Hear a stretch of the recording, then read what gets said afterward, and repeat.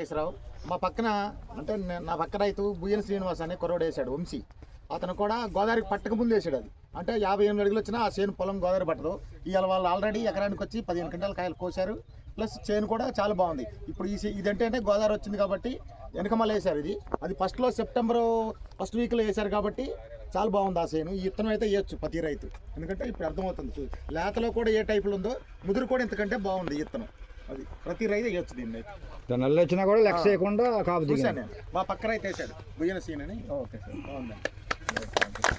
ఇంకెవరైనా వేసిన రైతులు మన రైతులు సార్ మీరు ఓకే అదే మీ పేరు ఒక 2 ముక్కలు చెప్పండి సార్. ముక్తేశ్వర గారు మీరు ఈ సంవత్సరం వేసారా? ఎలా ఉంది సార్? బాగుంది. ఎన్ని ఎకరాలు వేసారు మనం? 2 ఎకరాలు వేసారు. వేరే రకాలు పోల్చుకుంటే ఈ 2561 రకం అయితే చాలా బాగుంది కదా. రైతు సోదరులందరూ అయితే వేసుకోవచ్చు కదా. రైట్.